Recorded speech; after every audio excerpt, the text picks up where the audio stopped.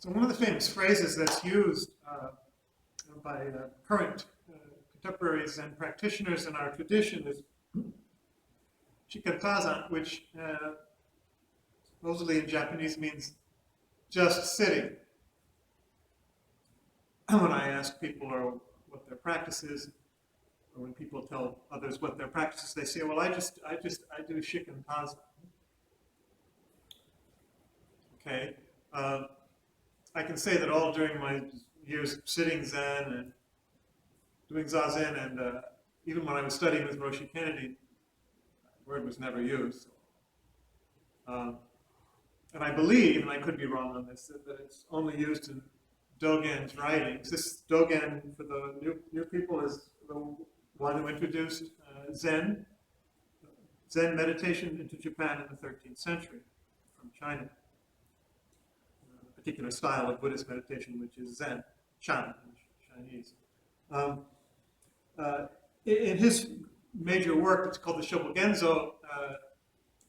I believe it only comes up once in all his writings, actually.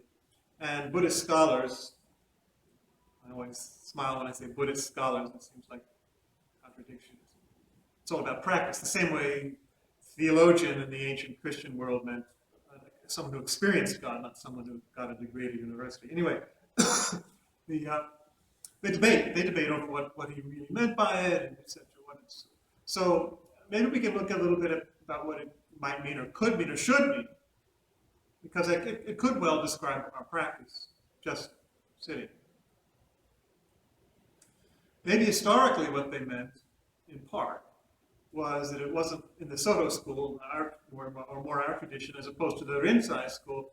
Rinzai used koans, those contradictory, aggravating, tear your hair out, stories, which we'll be looking at in a minute anyway, as actually the focus of the practice sometimes. So this is not that. We're just sitting. We're not wrestling with koan. So maybe that's part of what it originally meant. But it also means I'm just sitting instead of maybe focusing on the breath. Okay, well remember, focusing on the breath is not so much a specific practice, but it's a way of being present, a way of just being here, a way of just sitting. And it's very effective because it is so visceral, so primordial, so immediate, so organic, so real, that it shouldn't be seen as some specific type of practice as opposed to doing something else. But maybe that's part of what people mean today. But I do want to defend, that primary practice of being focused on the breath. But if you look at the Shobogenzo, there's an appendix in which he actually describes, it's called Universal Guide to the Standard Method of Zazen. And in the first part, he gives the instruction that I give to you people when you come for the first time. It's right there in so many words, 700 or more years ago. There are a couple of interesting things here that might give a clue to what we're talking about now.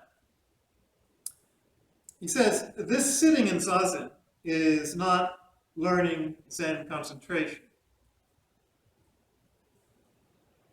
What? It's not learning Zen concentration? Footnote says, in his commentary, Master Dogen says, Bodhidharma, who brought Zen from India to China, this is the way Dogen brought it from China to Japan, sat in stillness facing the wall, according to a famous story, but he was not learning Zen concentration. So he says it again. What's that? What's behind that? Well, the idea is that Zen concentration is not some special, esoteric, applied kind of concentration. It's just being focused. It's just being there. There's a famous phrase that's used, we don't want the stink of Zen in your practice. In other words, this is not some special thing you're doing, not some particular spiritual practice. It's just about being here, just sitting, just being present, just breathing. What's so spiritual about that? What's so concentrated if it's not some special thing? So Zen wants, if anything, to forget itself, just as you should be forgetting yourself, and being, just being.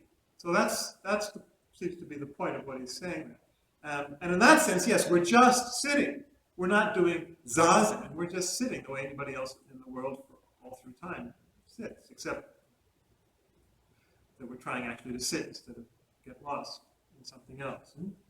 So that's interesting. And he goes on to say, remember, the right dharma, in other words, the right way of doing things, the right way things are, is naturally manifesting itself before us. It's right here. We just have to wake up to it. We don't create it or even find it so much as it's there already. But we're not. We have to just be there. And darkness and distraction have dropped away already. Footnote says about that.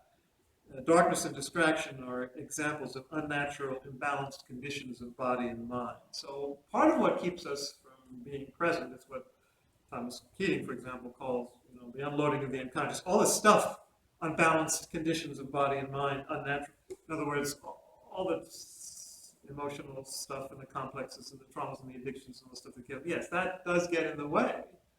And that has to be dealt with through meditation and through therapy and whatever else in order for us to be present with kind of that pure intensity, which is without obstruction. Okay. So nonetheless, the goal simply is to be there. And reality is right there already for us. He says, people do this or simply devote themselves to sitting, just sitting, and are caught by the still state. It's just that you're caught by it. You're swept up into what's already there, the still state where everything's in balance, as opposed to the imbalance that we just talked about a second ago. And towards the end, he says,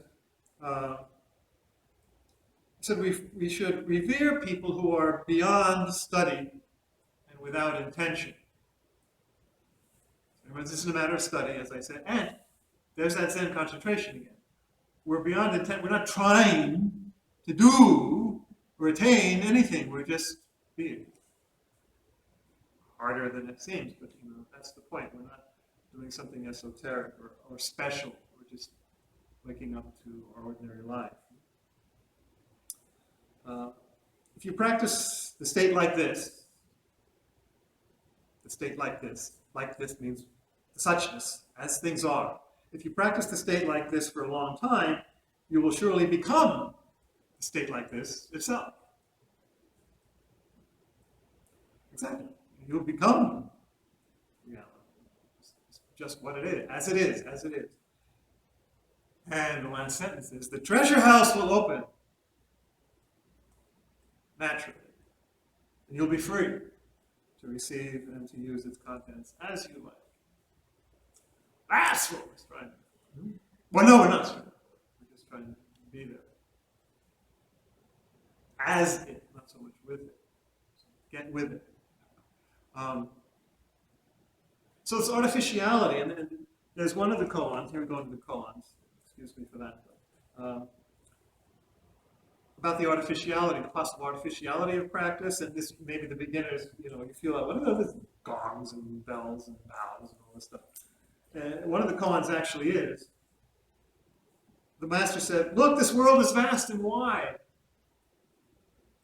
Why do you put on your priest robe at the sound of the bell?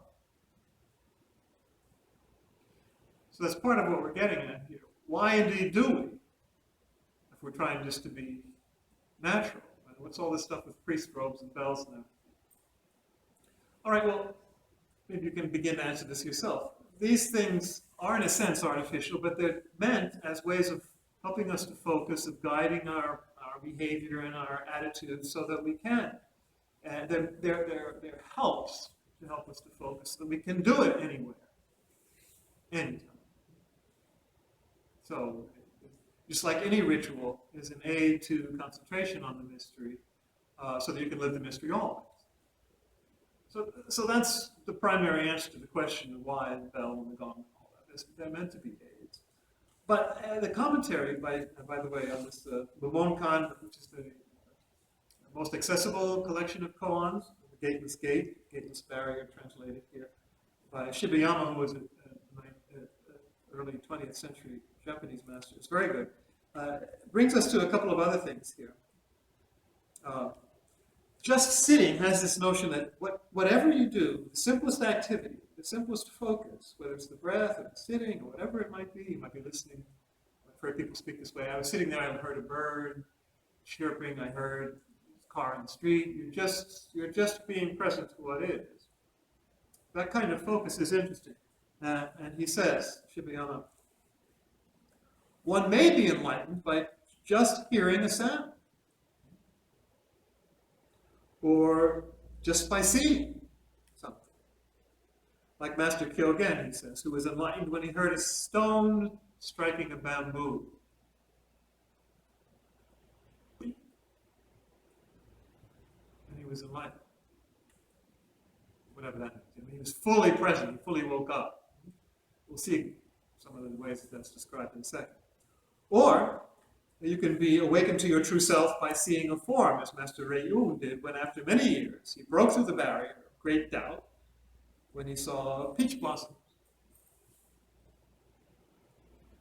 So you can see peach blossoms, or you can see peach blossoms. Wow. I remember one woman testifying that she was sitting there and she heard a goose honk overhead as it flew by, and that just rocked her world. So it's not just that you are sitting there, just sitting, and oh, I hear a bird chirp, and oh, I heard a car on the street. No! The treasure house opens. And it can be, yes, it can be while you're doing anything, but it's more than just being there. Or no, it is really being there, but we don't know what that means. But we really have to practice. Yesterday I was sitting in Starbucks before giving this talk out in Manhattan. And there, a man in his late 30s, I would say, with a business suit, came in and said, he saw the book, and he said, oh, is that the Shobogenzo? So I didn't expect some guy in a business suit in Manhattan to be pointing out in a Starbucks saying, is that Dogen's masterwork? So I said, yes, how do you know that? He said, well, I used to study with Barry Magid and Charlotte Jogo Bex, and maybe you've heard of her. She recently died, one of the great pioneers of Zen in America. So I said, well, it's good to read, I said, but I mean, you should be practicing. And he said, well, I've got a kid and a toddler on the way, so my practice now is really just walking to train and walking my dog. And I said, great, that's exactly what it should be. In other words, whatever you're doing, do it. I don't know how awake he is to that, but I mean, there's no obstacle in itself. Reality is there as it is. And how present are we? I like to compare the way some people just sit and hear these things to an airplane on the ground. Now, maybe it hasn't been able to take off because of the hurricanes and the winds and the darkness and all of the darkness and doubt that we talked about a minute ago, which finally dissipates. But you're still on the ground. It's not enough. Oh, I'm listening to that, or I'm seeing that.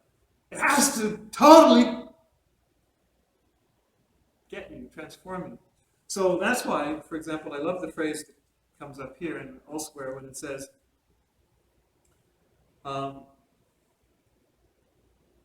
if you listen with your ear, you cannot truly get it.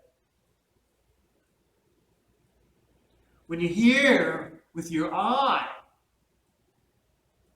then you get it. When you see with your ear, then you get it. In other words, your whole being is there. Your whole being is consciousness. Totally present.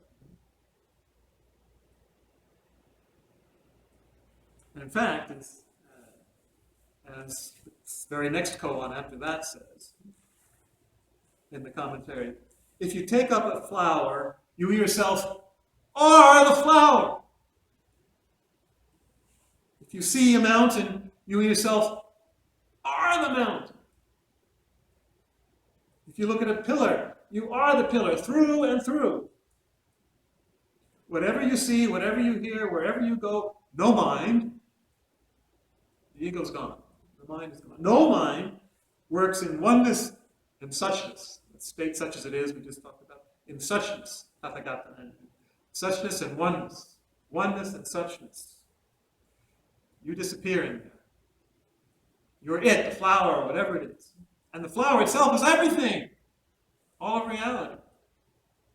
No boundaries. No obstructions. The treasure house opens. Where is there a distinction of master and disciple? Because that's what the koan is. The teacher says to his attendant, calls to his attendant 3 times, like Eli and Samuel in the Bible. But the teacher calls to his attendant 3 times, and the attendant answers 3 times. And the master says, I thought I had transgressed against you, but you too had transgressed against me. What? What does that mean? It's one of those pull your hair out, koans. Well, we just heard, when there's oneness, there's no distinction between master and disciple, calling and answering. So you're transgressing against me if you answer me as separate. And I'm transgressing against you if I address you as separate. Because we're one when we wake up.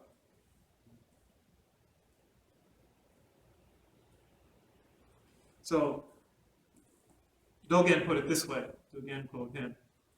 This is one of the calligraphies I have on my shelf at home by Roshi Kennedy. He says, the true person, the real self that we're talking about, is not anyone in particular.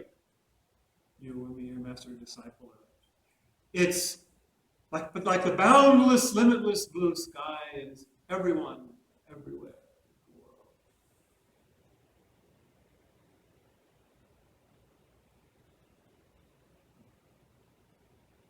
Treasure house opens up. So I'm going to conclude by giving you a couple little tips that I've found that help in the actual practice of this. So when you're just sitting or whatever you're doing, focusing on the breath. If you're sitting, it can help to focus in a laser-like way, complete concentration on one little point. Strand of thread in a rug, grain of sand, or even some little thing you're feeling. Those of you familiar with traditional Buddhist Vipassana meditation, you know what I'm talking about here. They focus on one little point in their bodies or wherever as a way of entering into the mystery. Any one point is connected to every other point, as modern physics reminds us too. Every point is connected to every other point. So if you're really concentrated on one point, it's Indra's neck, it's the golden-haired lion. Everything is connected to everything. Another way is